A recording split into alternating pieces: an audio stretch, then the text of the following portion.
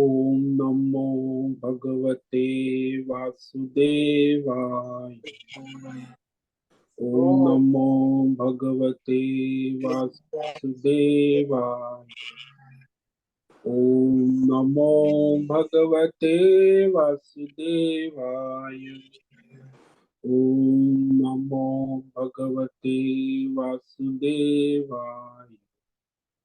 ओम नमो भगवते वासुदेवाय। ओम नमो भगवते वासुदेवाय। ओम नमो भगवते वासुदेवाय। ओम नमो भगवते वासुदेवाय। ओम नमो भगवते वासुदेवाय। ओम ओम ओम। ओम श्री परमात्मने नमो नमः। ओम गं गणपतये नमो नमः। ओम सं सरस्वत्यै नमो नमः। ओम गुं गुरुभ्यो नमो नमः। ओम सहनाववतु सहनौ भुनक्तु सह वीर्यं करवावहै तेजस्विनावधीतमस्तु मा विद्विषावहै। ओम शांति शांति शांति।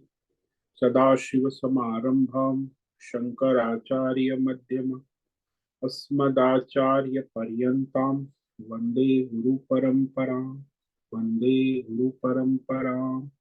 ओम पार्थाय प्रतिबोधितां भगवतां नारायणेन स्वयं व्यासेन ग्रथितां पुराणं मध्ये महाभारतम् अद्वैतामृतवर्षिणीं भगवतीम् अष्टादशाध्यायिनीम् अम्ब त्वामनुसन्दधामि भगवद्गीते भवद्वेषिणीम्। वसुदेवसुतं देवं कंसचाणूरमर्दनम् देवकी परमानन्दं कृष्णं वन्दे जगद्गुरुम्। नमस्ते परमं ब्रह्म सच्चिदानन्दरूपाय निर्गुणाय नमस्तुभ्यं। ओंकाराय नमो नमः। सर्वे दुर्गाणि तरन्तु सर्वे भद्राणि पश्यन्तु सर्वे सद्बुद्धिमाप्नोतु सर्वे सर्वत्र नन्दतु। ओम तत्सत्। ओम ओम ओम।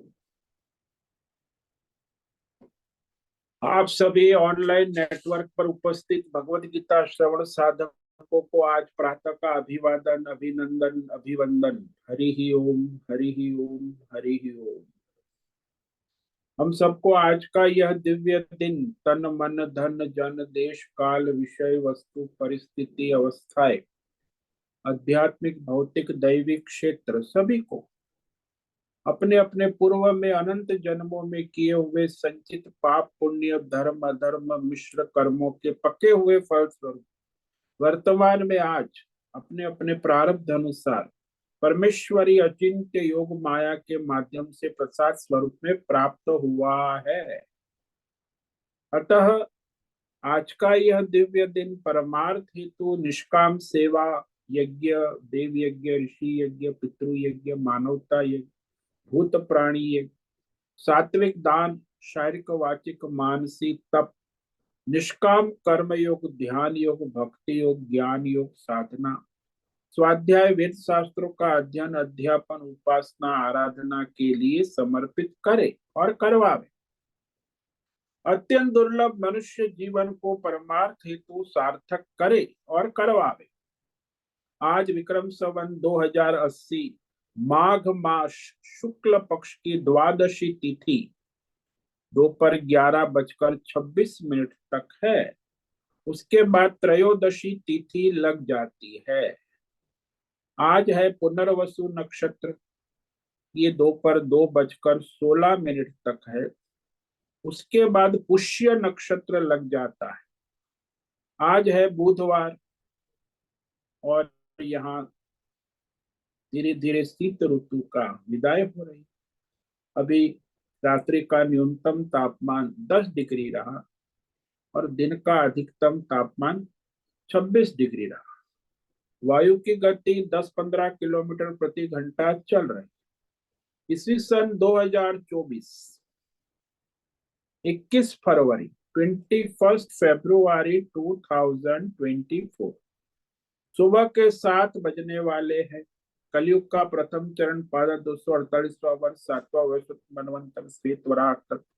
ब्रह्मा जी का 26वां दिन और 51वां वर्ष अभी चल रहा है।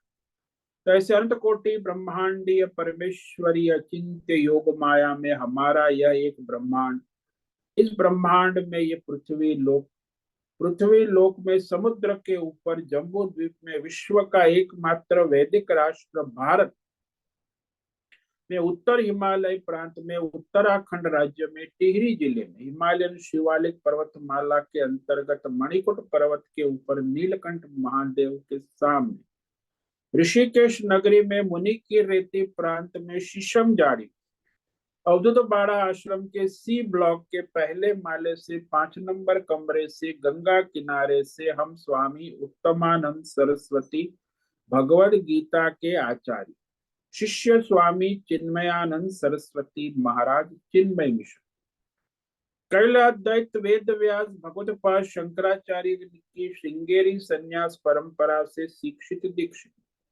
सनातन वैदिक भारतीय हिंदू धर्म अनुसार संपूर्ण भगवत गीता ज्ञान यज्ञ ऑनलाइन चैतन्यमय जीवंत लाइव प्रसारण के अंतर्गत व्याख्यान माला में अध्याय 4 ज्ञान कर्म संन्यास योग के श्लोक नंबर 9 और 10 पर संस्कृत एवं हिंदी में व्याख्यान करेंगे।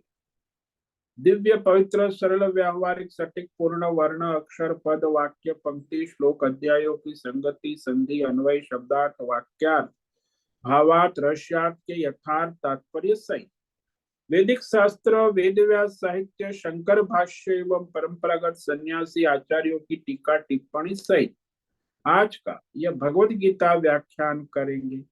कृपया आप सभी श्रद्धा भक्ति ध्यान से परिपूर्ण होकर के यह दिव्य भगवत गीता श्रवण साधना करें। इसमें से कुछ ग्रहण करे, कुछ धारण करे, कुछ अपने जीवन में चरितार्थ और उसमें निरंतरता लाए। अपनी अपनी आध्यात्मिक भौतिक दैवी अशांति द्वंद्व मोह विक्षेपों से रहित होकर के अपने अपने शरीर इंद्रिय और शास्त्रीय और धार्मिक भ्रम भ्रांतियों से रहित होकर के अपने शरीर इंद्रिय प्राण मन वचन कर्म से एकरूप होकर के शुद्ध सात्विक सूक्ष्म भगवत विवेक बुद्धि करे। वेद शास्त्र आचार्य परंपरा अनुसार विवेक करे और करवावे। पुनः पुनः इस व्याख्यान का श्रवण करे, मनन करे, चिंतन करे, चर्चा विचारणा करे, प्रचार प्रसार करे, लेखन करे, लिंक भेजे, ग्रुप में शेयर करे, अपना और सबका परम कल्याण करे और करवावे। ओम तत्सत। ओम ओम ओम। तो कल हमने श्लोक नंबर 9 पर व्याख्यान किया था, जिसमें भगवान ने अपने इस मायामय अवतारों को, रहस्य को, लीलाओं को जो जान लेता है तो वह मुक्ति को प्राप्त हो जाता है। कि भगवान का जन्म और कर्म, प्रागट्य और लीला, इसे दिव्य समझना ये भी एक बड़ा दुर्लभ है। तो वही भगवान कह रहे हैं, जन्म कर्म च में दिव्यम एवं यो वेत्ति तत्वतः त्यक्त्वा देह पुनर्जन्म नैति मामेति सोर्जुन। भगवान कह रहे, हे अर्जुन, जो मेरा अवतार है, जन्म प्रागट्य और कर्म लीला, ये दिव्य यानी अलौकिक है। चैतन्य स्वरूप। ऐसा जो तत्वतः यानी परमार्थ तत्व को जैसा है वैसा तत्व रूप से जान लेता है कि सर्वशक्तिमान सच्चिदानंद परमात्मा अजन्मा अविनाशी सभी प्राणियों की परम गति और परम आश्रय केवल परमात्मा है, तो तत्वतः जान लेता है। तो फिर वह वर्तमान शरीर को त्याग कर पुनर्जन्म को प्राप्त नहीं होता, मुक्त हो जाता है। यानी मामेति, मुझे मेरे स्वरूप को प्राप्त, यानी भगवान के स्वरूप की प्राप्ति ही मुक्ति है, मोक्ष है। भगवत में होना ही मोक्ष। जो मैं सो तू और जो तू सो मैं, भगवान में एकत्व हो गया, वही मुक्ति, परमात्मा के स्वरूप को प्राप्त होता है। क्योंकि भगवान की लीला और भगवान का प्रागट्य दिव्य जानने से भगवान के प्रति अनन्य प्रेम, भक्ति भाव और ज्ञान प्रकट होता है। तो भगवान की शरणागति स्वीकार करता है जीव, और उसी तरह वो भगवत समर्पण होकर अपना जो कर्म करता है, तो वो परमात्मा में हो जाता है, चैतन्यमय हो जाता है। तो भगवान यहाँ कह रहे हैं स्पष्ट कि अरे अर्जुन, मेरा जो ये अवतार है प्रागट्य है, और इस अवतार लीला कर्म दिव्य अलौकिक है, अप्राकृत, जीवों की तरह नहीं है, मनुष्य के जीवों की तरह। क्योंकि मनुष्य तो अपने संचित कर्मों के फल से उसका वर्तमान तन मन धन जन उत्पन्न होने वाले, उसे जो भी मिला है वो कहता है मैंने ये किया, लेकिन वो तो फिर पिछले जन्मों के संचित कर्मों से, ईश्वर अनुग्रह से उसे वर्तमान में जो स्थूल सूक्ष्म शरीर, तन मन धन जन भौतिक अध्यात्म दैव जगत जो भी प्राकृत लौकिक है, प्राप्त हुआ है। तो ऐसे भगवान का भौतिक शरीर नहीं है, भगवान का अवतार तो अलौकिक है ना। वो न संचित कर्म के फल से बना है, वह शुद्ध सत्व मायोपाधि ईश्वर का अवतार है। दिव्य का मतलब दिव्य धातु होता है संस्कृत में दिव्य। दिव्य का अर्थ होता है ईश्वरीय लीला, ईश्वरीय क्रीड़ा, ईश्वरीय खेल। तो वह ईश्वरीय शुद्ध माया शक्ति द्वारा परमात्मा का प्रागट्य होना और उनकी लीला, तो ये भगवत लीला कहते हैं। वह लीला दिव्य है, अलौकिक। आचार्य ने कहा कि स्वभाव से ही परमात्मा जो है वह दिव्य है, अनंत नाम रूपों में प्रकट है। लेकिन अज्ञानी मनुष्य को ये जो अनंत नाम रूप संसार दिखता है, संसार में छिपा हुआ परमेश्वर का तत्व नहीं दिखता।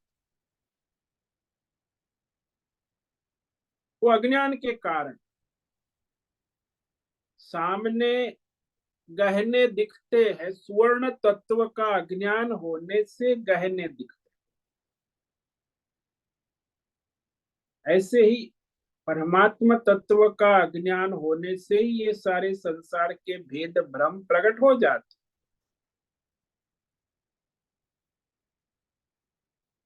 परमात्मा की प्रकृति स्वभाव दिव्य है, अलौकिक, यानी इसकी कोई सीमा नहीं है, अनंत है। असीम रहते हुए भी वह सीमित नाम रूप लीला रूप में, निर्गुण रहते हुए भी सगुण रूप में दिख रहे हैं।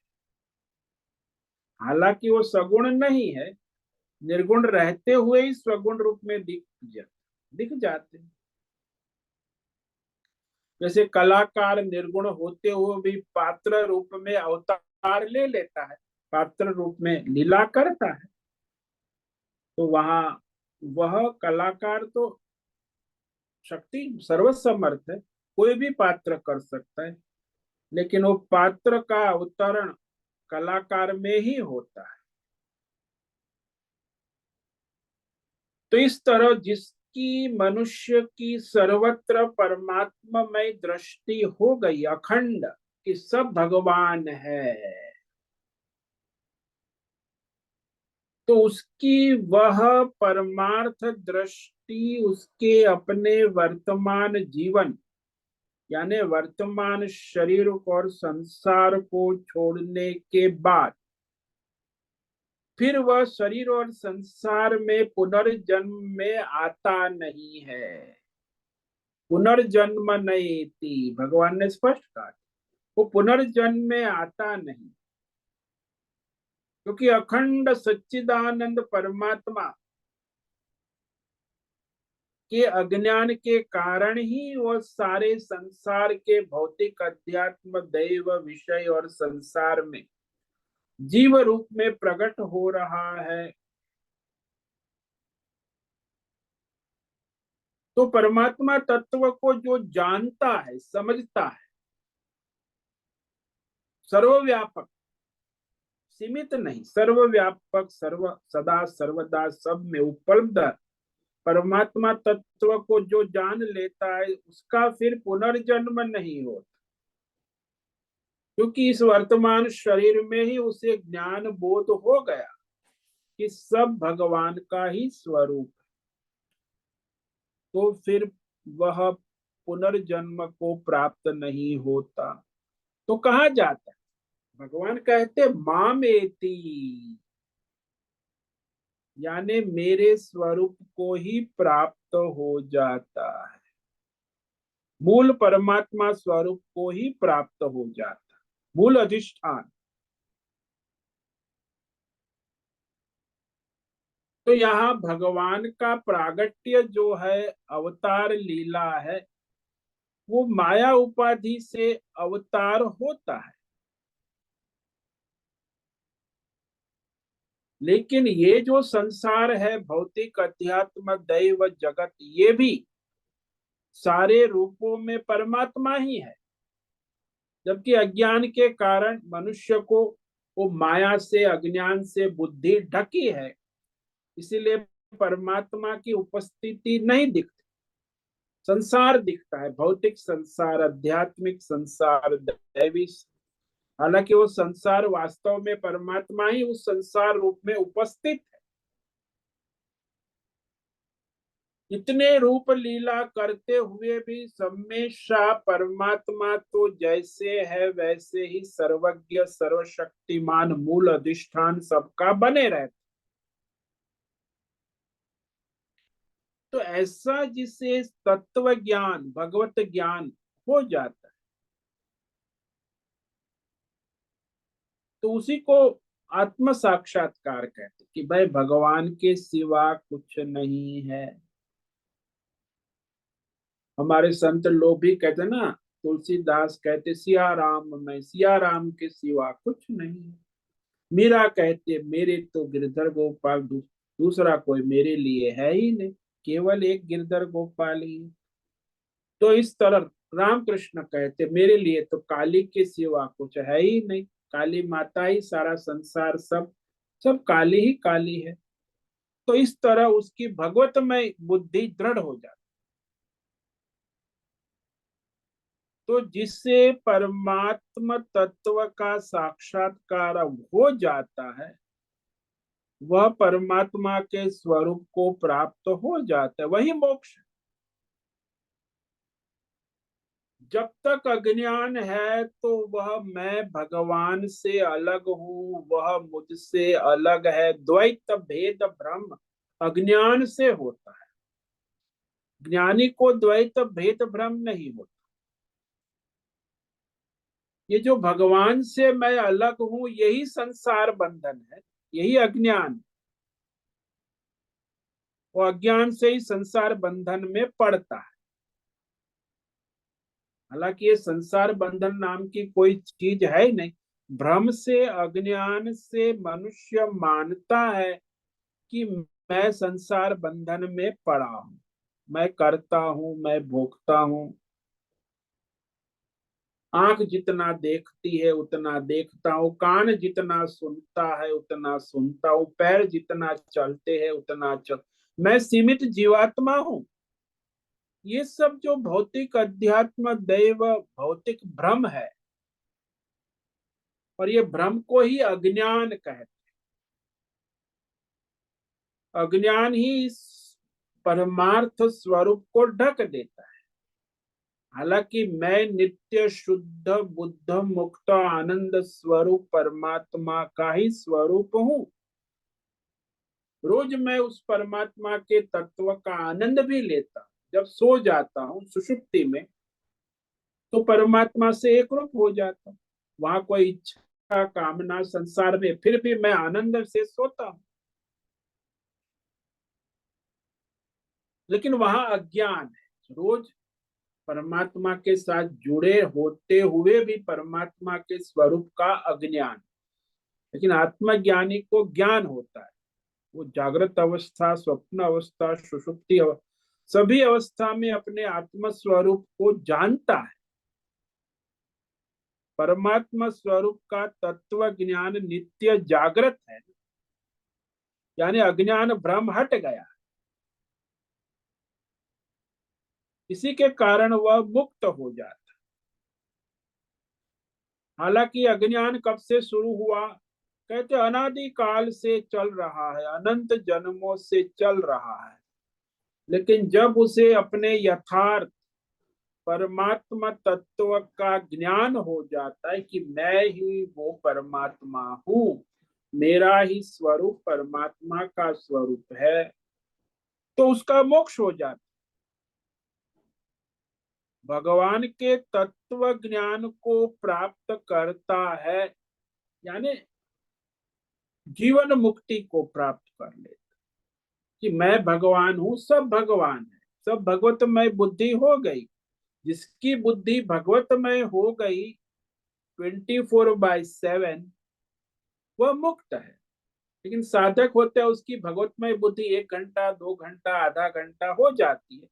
लेकिन 24 घंटा अखंड, जैसे मीरा कबीर तुलसी रामकृष्ण की अखंड भगवतमय बुद्धि हो जाती है, तो वह मुक्त हो जाते। तो इस तरह वह भगवतमय हो जाते हैं। मामेति, मेरे स्वरूप को प्राप्त हो जाते हैं। अब भगवान जो है कहते हैं कि यह जो मोक्ष, जो भगवतमय बुद्धि, ये कोई सामान्य वस्तु नहीं। ये जो भगवत मार्ग है, योग है, साधना है, ज्ञान योग है, मैं तुमको अभी बता रहा हूं, ऐसा नहीं है। ये तो इसके पहले भी कई हजारों साधक इस परमार्थ मार्ग से, निष्काम भगवत भाव से मुक्ति को प्राप्त कर चुके हैं। ये कोई नया मार्ग नहीं है, ये तो चला आ रहा है, सनातन मार्ग है। तो आगे भगवान श्लोक नंबर 10 में यही कहते हैं कि इस मार्ग से तो कई संत महापुरुष महात्मा मुक्त हो चुके हैं, अपने लक्ष्य को, परमात्मा स्वरूप को प्राप्त हो चुके हैं, यानी एकत्व को प्राप्त कर लिया है। वो कैसे प्राप्त किया, वो भी भगवान कहते हैं। तो यहाँ आगे के श्लोक में स्पष्ट करते हैं कि भगवान को समर्पित जो अपना जीवन जीते, वो भगवतमय हो जाते। वीतराग भय क्रोधा मनमया मामुपाश्रिता बहवो ज्ञान तपसा पूता मद्भावमागता वीतराग भय क्रोधा मनमया मामुपाश्रिता बहव ज्ञान तपसा पूता मद्भावमागता। तो यहाँ भगवान लक्षण बताते भगवत भाव को कौन प्राप्त हो, तो उसका लक्षण है वीतराग भय क्रोध, जिसकी ये कामना वासना राग आसक्ति चले गए हैं, जिसका भय समाप्त हो गया है, जिसका क्रोध सर्वथा नष्ट हो गया है। वीतराग भय मनमया, और जो अनन्य भाव से भगवत भाव में स्थित रहते हैं, मन में भगवतमय रहते हैं, माम उपाश्रिता, केवल परमात्मा का आश्रय रहने वाले उपाश्रित।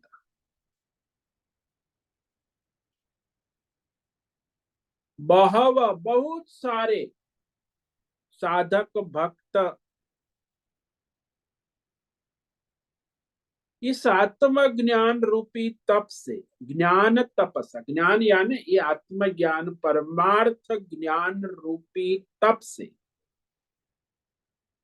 पवित्र होकर, पूता पावन होकर परमात्मा स्वरूप को प्राप्त हो चुके हैं। भगवान कहते स्पष्ट, आगता यानी भगवतमय हो चुके हैं। जैसे हम नाम लेते, शंकराचार्य है, विवेकानंद है, मीराबाई है, कबीर है, तुलसी है, कितने हमारे तो अनेक भक्तों की परंपरा है।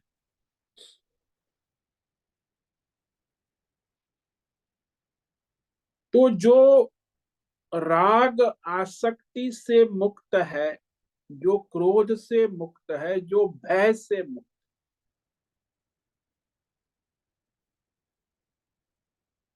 तो ये तीन बात जो है मनुष्य संसार में अज्ञान से बंध जाए। इसीलिए सारी साधना जो है वो इसी का निवारण करने की, ये तो बीमारी है माया की, संसार की, राग भय क्रोध। तो बहुत सारे सिद्ध साधक महात्मा योगी ऋषि मुनि इस परमार्थ मार्ग से चलते हुए जीवन मुक्त हुए। इसलिए बताया कि क्योंकि किसी भी रास्ते चलने लगे हम, तो हमें पता चले कि इस रास्ते से तो बहुत लोग आते जाते रहते हैं, बहुत लोग रास्ते से लक्ष्य पर पहुंचते हैं, तो मनुष्य को पूरा विश्वास श्रद्धा हो जाती है कि हम भी चल पड़े हैं तो हम भी पहुंच जाएंगे लक्ष्य तक। परंतु ऐसा कोई अज्ञात रास्ता हो जिस पर कोई चला ही नहीं है, उस अज्ञात रास्ते पर जब हम चले तो हमें संदेह रहेगा, संशय रहेगा कि हम लक्ष्य तक पहुंचेंगे कि नहीं पहुंचेंगे, कब पहुंचेंगे, कैसे पहुंचेंगे, बहुत सारी समस्याएं बनी रहती, क्योंकि अज्ञात रास्ता है। लेकिन जो ज्ञात रास्ता है, पूर्ण विश्वास के साथ परमार्थ के ज्ञात रास्ते पर चल सके, इसलिए भगवान यह बता रहे हैं कि ये जो मैं तुम्हें निष्काम कर्म योग ज्ञान योग कह रहा हूं, ये कोई नया योग नहीं। बहुत से साधक सिद्ध इस निष्काम परमार्थ रास्ते से चलकर मुझ परमात्मा के स्वरूप को प्राप्त हो गए हैं। मद भावम आगता, तो कि परमेश्वर जो है कहो, परमात्मा कहो, उसका वास्तविक स्वरूप ही मोक्ष है, मुक्ति है। परमात्मा के स्वरूप को जो प्राप्त होता है वो नित्य मुक्त हो जाता है। परमात्मा के सिवा माया कभी मोक्ष स्वरूप नहीं हो सकता। माया में पड़ा हुआ मनुष्य मुक्त कैसे होगा? वो तो माया में ही घूमता रहे। जो भगवतमय होगा वही तो मोक्ष को प्राप्त करेगा ना। तो इस तरह वह मोक्ष को पा चुके हैं। अब ये परमात्मा तत्व क्या है? कहते अनंत रूप है, में रहते हुए भी अखंड एक रूप से बना रहे। जैसे बहुत सारे गहनों में सुवर्ण एक रूप एक रस अखंड जैसा है वैसा बना रहे। उत्पत्ति काल में गहने की, स्थिति काल में गहने की, लय काल में गहने की, और सुवर्ण तत्व हमेशा जो का त्यों बना रहे। ऐसे ही परमात्मा तत्व सृष्टि के सर्जन काल में, पालन में, संहार में परमात्मा तत्व जैसा है वैसा ही बना रहता है। इसलिए अनंत रूप में रहते हुए भी अखंड एक रूप बना रहना, यही उसका ईश्वरत्व है। जैसे अनेक गहने के रूप में रहते हुए भी सुवर्ण अपने मूल स्वरूप में बना रहना, चमक के रहना, ये सुवर्ण का ईश्वरत्व है। ऐसे ये भौतिक अध्यात्म दैव माया रूप अनेक संसार नाम रूप अवतार लीला धारण करके भी परमेश्वर हमेशा एक रूप ही रहता, उसमें कोई परिवर्तन नहीं होता। जैसे ईश्वर है, इसमें कोई परिवर्तन या कोई दोष नहीं आया, वो जैसा है वैसा नित्य बना रहता। नाम रूप माया उपाधि से सगुण अवतार लेता है, माया उपाधि से जीव बनता है, माया उपाधि से जगत बनता है, माया उपाधि से देवी देवता का रूप धारण करता है। सभी रूपों में वो हमेशा जैसा है वैसा निर्विकार, निराकार, जैसा है वैसा बना रहता।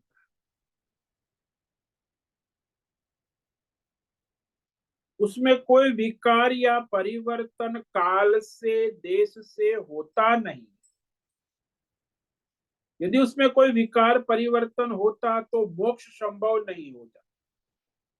मोक्ष संभव तभी होता है जब वो निर्विकार है, निराकार।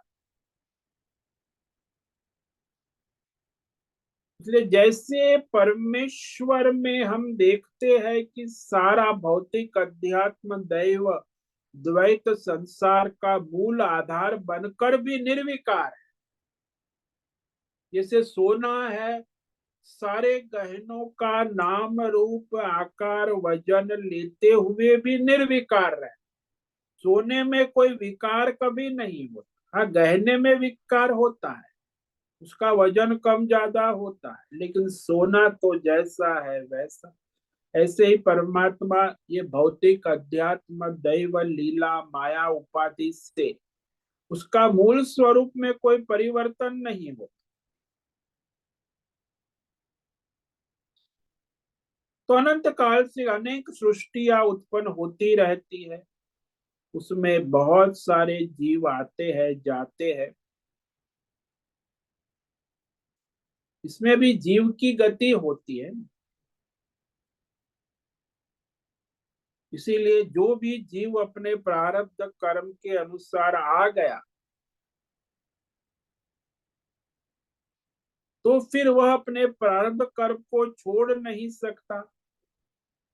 सर्वथा शरीर है, प्रारब्ध है, और अनेक जन्मों से उसने जो संचित पाप पुण्य इकट्ठे किए हैं वो भी भोग कर नष्ट किए जा सकते हैं। इसलिए मनुष्य को प्रारब्ध और संचित से मुक्त होना आसान नहीं। तो मोक्ष तभी संभव है जब परमात्मा ने अनंत संचित कर्म और प्रारब्ध को किया, परंतु वो मूल स्वरूप में निर्विकार है। परमात्मा में न कोई प्रारब्ध है न कोई संचित है। इसलिए जो जीवात्मा परमात्मा के साथ एकरूप हो जाता है, उसके संचित कर्म भी भस्म हो जाते हैं और उसके प्रारब्ध कर्म भी परमात्मा की लीला हो जाती है, भगवतमय हो जाती है। इसलिए मीरा, कबीर, तुलसी, इनके भगवतमय कर्म भगवत लीला ही है। जैसे कृष्ण लीला, ऐसे मीरा की लीला है, कबीर की लीला है, तुलसी की लीला है, रामकृष्ण की लीला, क्योंकि उसका जो प्रारब्ध है वो भी भगवत लीला ही हो जाता, तो उनका मोक्ष सिद्ध हो जाता।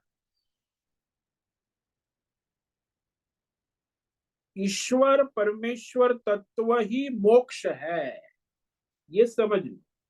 मुक्ति का मतलब कि परमात्मा में होना, मूल अधिष्ठान, जो सारी संसार, भौतिक, अध्यात्म, दैव, सभी का मूल आधार है ना।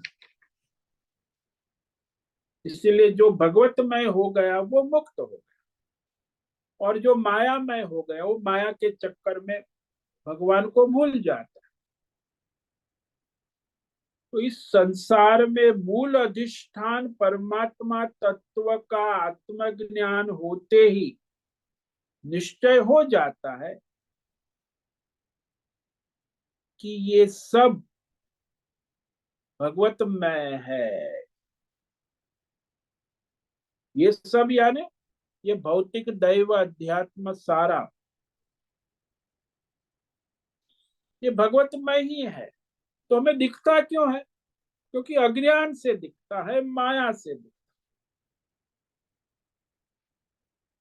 जैसे सशा होता है, सशा के सिंग नहीं है, फिर भी हम कल्पना करते कि सशा की सिंग है।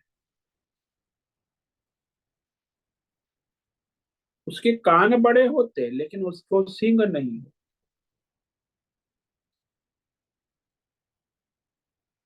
तो परमात्मा में ये संसार दिख रहा है, क्यों दिख रहा है?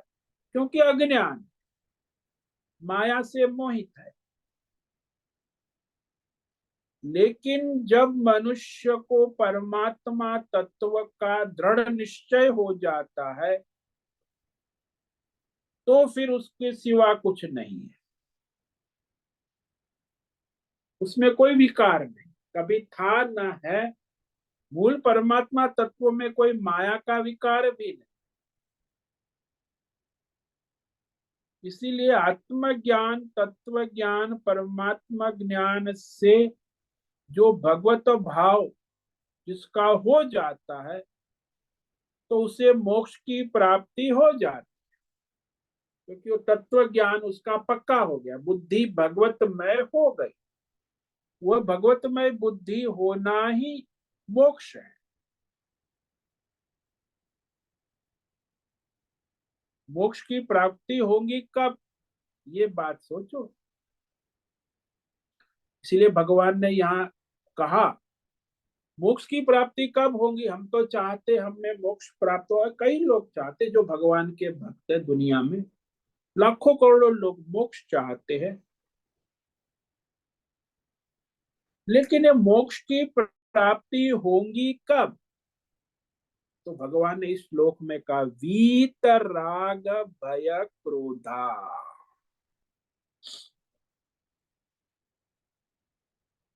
जिसका राग भय क्रोध समाप्त हो चुका है, वीत गया, बीत गया, चला गया, यानी जो राग आसक्ति से रहित है, वीतराग, भय से भी रहित है और क्रोध से भी रहित हो चुका है।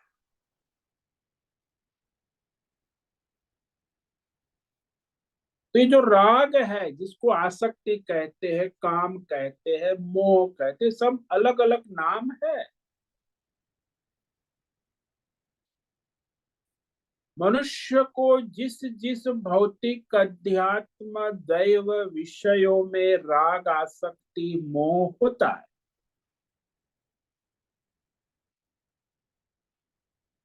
तो उसके द्वारा उसे क्या मिलता है? बोले इंद्रियों का सुख और मानसिक सुख दिखता है। संसार के विषय में जिसमें राग है, क्योंकि वहां सुख मिलता है ना। तो जो इंद्रिय सुख दिया है, जिसने मानसिक सुख दिया है, तो उसमें राग होता है कि ये भौतिक अध्यात्म दैव विषय मुझे फिर इस देश काल विषय में पुनः पुनः वह सुख मिलता रहे। यानी अपने जो प्रिय विषय से हमें राग होता है, क्योंकि उसमें मुझे सुख मिल रहा है। चाहे भौतिक विषय हो, चाहे आध्यात्मिक हो, चाहे दैवी हो, चाहे पारमार्थिक।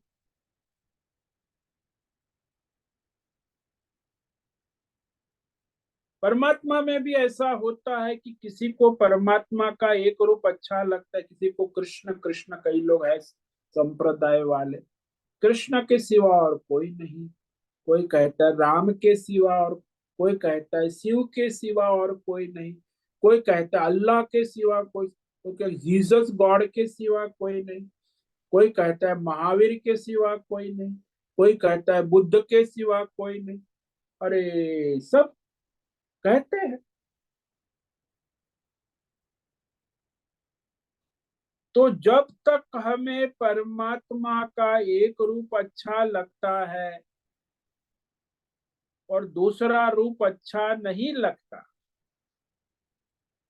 यानी इसमें राग द्वेष होता है। साधकों में बहुत होता है।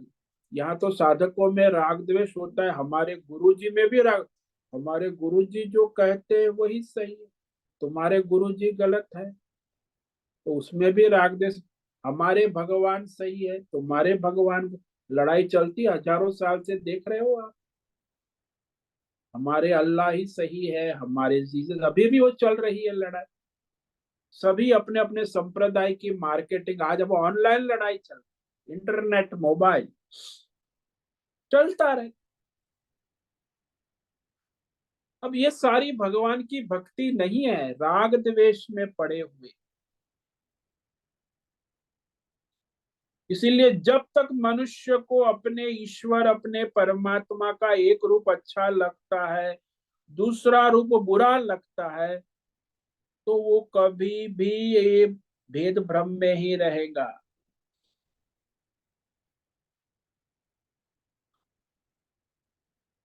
तब तक उसे एक जैसा परमात्मा का स्वरूप पता नहीं चले।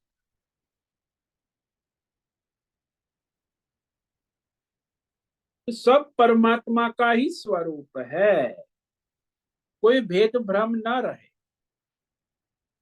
लेकिन ये राग होती है, आसक्ति होती है, तो भेद भ्रम होता है कि हमारे भगवान ही सत्य है।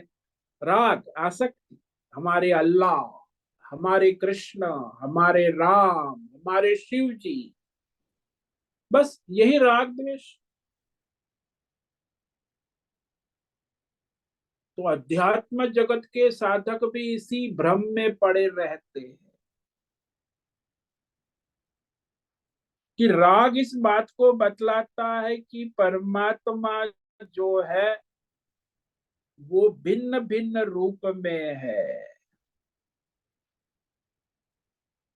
परमात्मा सर्व रूप सर्वत्र एक रूप है, वो देखने में हमारी बुद्धि असमर्थ है।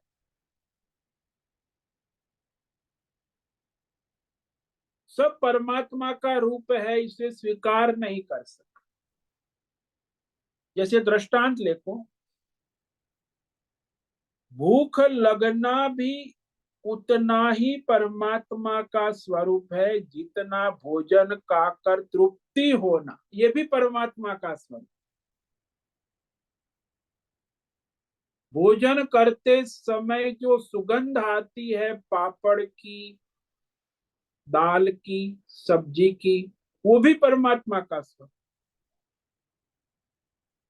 इतना जब रहस्य समझ में आए कि भूख लगना भी परमात्मा का ही स्वरूप है, जो स्वाद आ रहा है वो स्वाद भी परमात्मा का ही स्वरूप है, और जो तृप्ति हो गई बस अब भोजन हो गया, वो भी परमात्मा का स्वरूप है।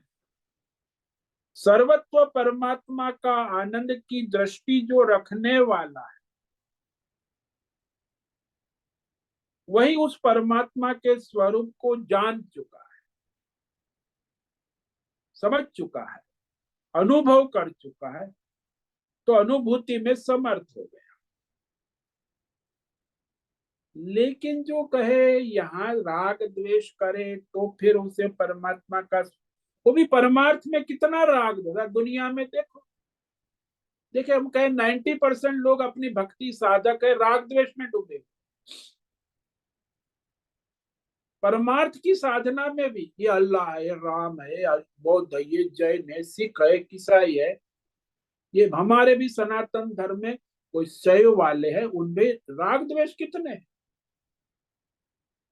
भगवान ने कहा राग द्वेष जिसका बीत गया है, तभी तो परमार्थ में आएंगे ना। ये तो इसी में पड़े, भगवान के नाम से भी राग द्वेष चलता।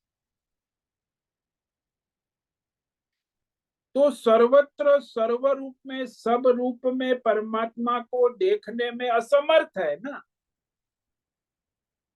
मुस्लिम अल्लाह को भगवान रूप में देखते, लेकिन कृष्ण को भगवान रूप में देखने में असमर्थ। हमारे जो कृष्ण भक्त है, राम भक्त है, वो अल्लाह को भगवान के रूप में देखने में असमर्थ है। तो इस तरह कोई बौद्ध है, जैन है, ईसाई है,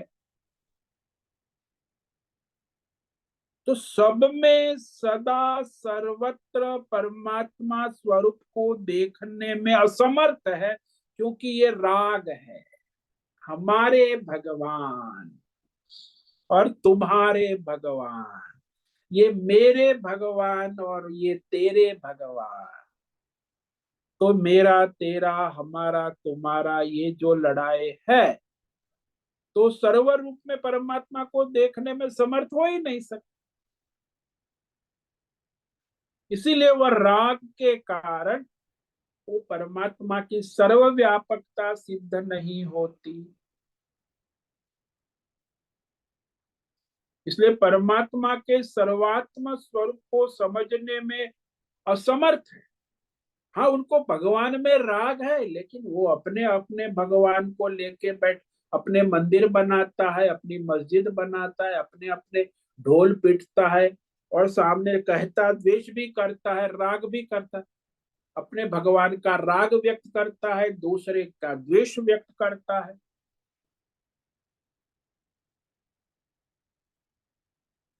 तो सर्वव्यापक परमात्मा स्वरूप को समझने में वो कभी समर्थ नहीं हो सकते। दूसरा कारण बताया भय। अब ये भय भी है, ये भी हमें सर्वव्यापक परमात्मा तत्व में स्थित होने में बाधा उत्पन्न कर। तो इस भय पर हम कल विचार करेंगे। ये बहुत महत्व के है कि इसी के कारण मनुष्य जो है सर्वव्यापक परमात्मा के तत्व से वंचित रह जाता है। तो आज हमने जो है ये श्लोक नंबर 10 पर व्याख्यान किया है, इसी पर कल भी करेंगे। तो संक्षेप में देख लेते हैं। वीतराग भय क्रोधा मन्मया मामुपाश्रिता बहवो ज्ञान तपसा पूता मद्भावमागता। जिसका पूर्णतः राग, भय, क्रोध, वीत, वीत यानी चला गया है, नष्ट हो गया है, समाप्त हो, शून्य हो गया। जिसका कहीं राग, द्वेष, भय, क्रोध नहीं है, भौतिक हो, अध्यात्म हो, दैव हो या परमार्थ हो, सब भगवतमय, सब भगवान है, यानी मनमया, भगवतमय हो गए। केवल भगवान का आश्रय रहने वाले माम उपाश्रिता। कौन? जो निष्काम भक्त है, निष्काम योगी है। बहुत सारे योगी ये भगवत ज्ञान रूपी तप से पवित्र होकर, यानी सर्व में सब भगवान है, सब रूप भगवान का है, ऐसे भगवत ज्ञान रूपी तप से पवित्र होकर, पावन होकर भगवत स्वरूप को प्राप्त हो चुके हैं। भगवान कह रहे हैं हो चुके हैं। प्राचीन काल में, वर्तमान में, अभी भी जितने भी नाम आप ले लो, कई भक्त भगवत में हो चुके हैं। इस पर हम कल और आगे विचार करेंगे। ओम नमो नारायणाय। ओम नमो नारायणाय। ओम नमो नारायणाय। ओम नमो नारायणाय। ओम नमो नारायणाय। कायेन वाचा मनसेन्द्रियेण वा बुद्ध्यात्मना वा प्रकृते स्वभावात् करोमि यद्यत् सकलं परस्मै नारायणायेति समर्पयामि। ओम सर्वे भवन्तु सुखिनः, सर्वे सन्तु निरामया, सर्वे भद्राणि पश्यन्तु, मा कश्चित् दुःखमाप्नुयात्। अस्तु मा सद्गमय, तमसो मा ज्योतिर्गमय, मृत्योर्मा मृतंगमय। ओम पूर्णमद पूर्णमिदं पूर्णात् पूर्णमुदच्यते पूर्णस्य पूर्णमादाय पूर्णमेवावशिष्यते। ओम शांति शांति शांति। शंकरं शंकराचार्यं केशवं बादरायणं सूत्र भाष्य कृतो वंदे भगवन्तौ पुनः पुनः। ईश्वरो गुरुरात्मेति मूर्ति भेद विभागि व्योमवद्व्याप्तदेहाय दक्षिणामूर्तये नमो। ओम गुं गुरुभ्यो नमो नमः। ओम तत्सत् ब्रह्मार्पणमस्तु। ओम ओम ओम।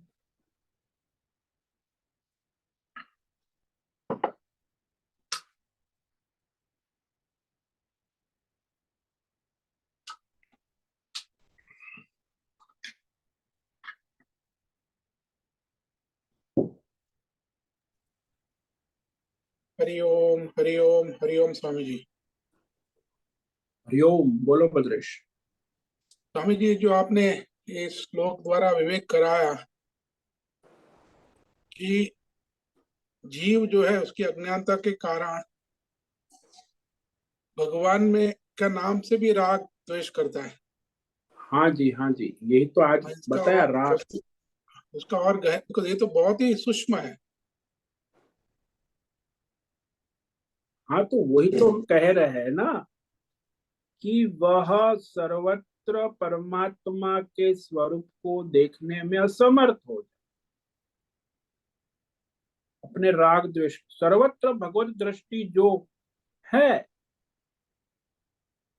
वो रखने वाला है, वही परमात्मा के स्वरूप को समझने में समर्थ होगा।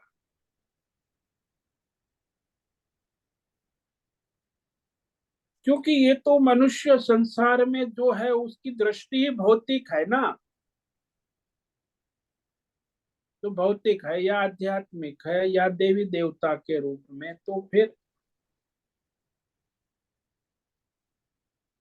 और वो वस्तु में उसे सुख मिलता है ना क्षणिक, तो वो उसमें राग हो जाता है। तो क्षणिक सुख जो है ना वो उसका अनंत सुख को बाधित कर देता पर स्वामी जी, ये जो क्षणिक सुख है वो तो उसका मोह के कारण है ना। हाँ, वो क्षणिक सुख जो है वो इंद्रिय, 10 इंद्रिय या मन से जो उसे सुख मिलता है वो उसकी कामना वासना के कारण है। और ये विषय सुख मुझे बार बार मिलता रहे, ये कामना उसकी बनी, उसी को राग कहते। इच्छा कहो, राग कहो, विषय से सुख प्राप्त करने की इच्छा। हाँ, बट स्वामी जी वो विषय जो है उसको प्राप्त करने की इच्छा जो है वो मोह के कारण है ना। नहीं, उसे सुख मिलता है ना, वो जो सुख मिलता है उसे प्राप्त करना है उसे। जब हाँ, तो तक उसको परमात्मा, अपना अपना समझता है ना, उसको वो मेरा है ऐसा है, अपना समझता है। हाँ तो उसमें उसे सुख इसलिए सुख मिला होता है था ना, जब पहले। मेरा समझता है तब सुख होता है। हाँ तो मेरा सुख है, मुझे इसमें सुख मिल रहा है, ये मेरा विषय। तो परिवार में, पैसे में, इंद्रिय भोग में, विषयों में जिसकी जो जो अपने विषय में सुख है, जो उसको सुख देता है, अनुकूल है, देश एक, काल विषय वस्तु भौतिक अध्यात्म दैव पदार्थ, एक जो माता उसे होती क्षणिक है, सुख देता है। एक माता होती है, उसको अपने बालक में उसमें अपने बालक में सुख दुख लगता है, मगर बाजू का बालक में इतना नहीं लगता है सुख दुख। हाँ तो वहां राग है, आसक्ति है, इसीलिए उस अनुसार उसे प्रतीत होता है। तो वो अपने उस वो बालक को अपना समझती है इसलिए है ना। अपना यानी राग। हम्म, ये तो राग कहो, आसक्ति कहो, मोह कहो, ये शब्द भरे भिन्न भिन्न हो, मूल तो एक हम्म। ही चीज है। मोह कहो, आसक्ति कहो, राग कहो, ये भले अब शब्द भिन्न हो, एक ही तत्व है। उसे ममत्व कहते हैं, आसक्ति कहते हैं, राग कहते हैं, कोई अलग नहीं है।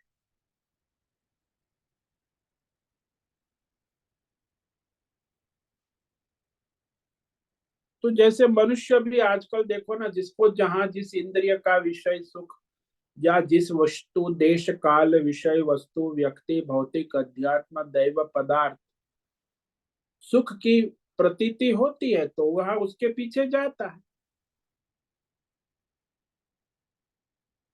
कि वह मुझे अच्छा लगता है तो बार बार मुझे वह मिले, जो बुरा लगता है वो मुझे ना मिले, ये उसका प्रयास होता ही है।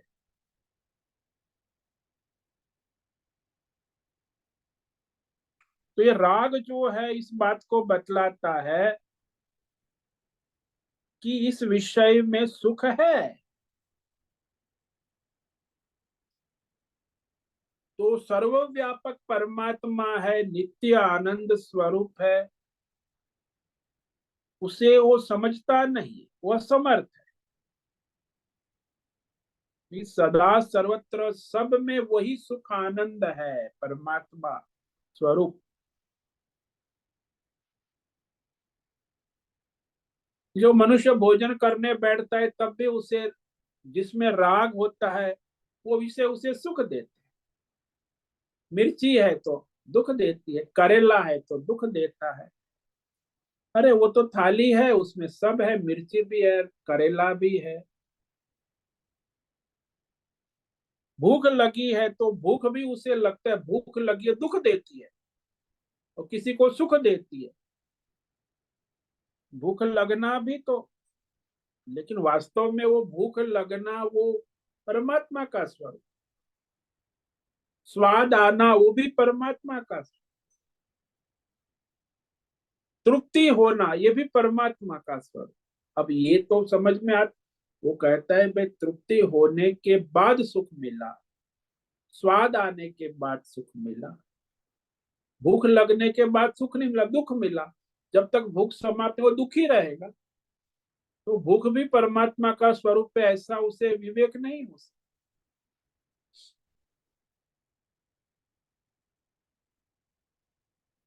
सर्वत्र परमात्मा का आनंद की दृष्टि जो रखने वाला है वही परमात्मा के स्वरूप को समझने में समर्थ होता है।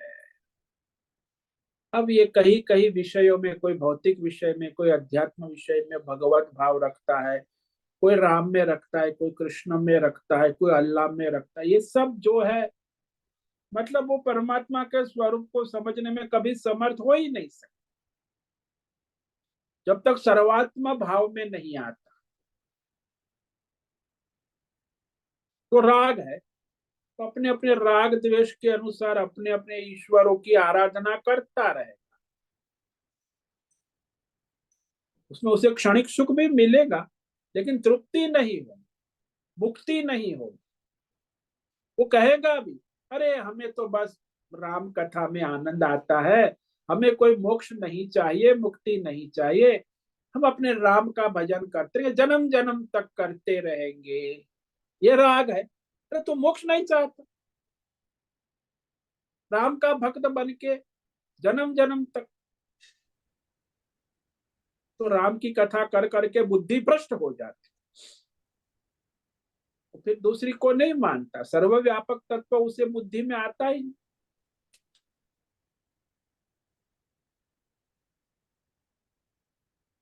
तो हाँ कथाकार स्वामी जी। लोगों का ये हाल होता है सब। स्वामी जी ये बड़ा गहन है, बड़ा सूक्ष्म विवेक है, बड़ा गहन विवेक है।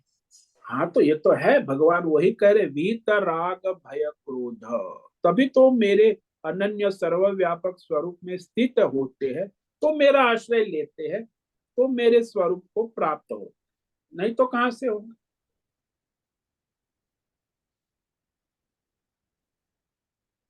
हाँ स्वामी जी, क्लियर हुआ, बहुत बहुत धन्यवाद। ओम नमो नारायणाय। ओम नमो नारायण। तो आज उपस्थित है प्रकाश आनंद दोषा, होस्ट है भद्रेश अड़िया, को होस्ट है अंजलि जोशी है, अनुराधा जेठे है, आरती जादव, आशा कोटक, बीना चितलिया, गीता मेनन, हेमा कोटक, जयंती पांडा, ज्योति धूमल, लीलावती बड़ेकर, मीरा उचिल, मीनाक्षी काले, मोहन राम, मोहन राम, मोहन सेवक, मुन्ना लाल यादव, नागनाथ, नैना पुरोहित, पंकज भट्ट, प्रभाकर अक्कल, पृथ्वीराज मालव, राजेश यादव, सतीश शिंदे, शैलजा कुलकर्णी, शंकर शिंदे, सुचिता पाटिल, श्रीरंग रानडे, सुनील ठाकुर, तुषार चौधरी, उषा मेनन, विशाल बेड़ेकर, शिवानंद पारे, सुनंदा। तो आज इतने साधक उपस्थित हैं, सभी साधकों को आज का ओम नमो नारायणाय। कल फिर मिलेंगे, सब साधकों को ओम नमो नारायण। ओम नमो ओम नमो नारायणाय स्वामी जी। नारायणाय स्वामी जी। ओम धन्यवाद। नमो ओम नमो नारायण। नारायणाय। सबको ओम ओम नमो नमो नारायण। नारायणाय। सभी साधकों ओम नमो नारायणाय स्वामी जी। बहुत से निवेदन है, आज का सत्संग पूर्ण करें। ओम नमो नारायणाय। आज का यह दिव्य सत्संग हम यही पूर्ण करते हैं। सभी साधकों को ओम नमो नारायणाय। सभी साधकों को ओम नमो नारायण।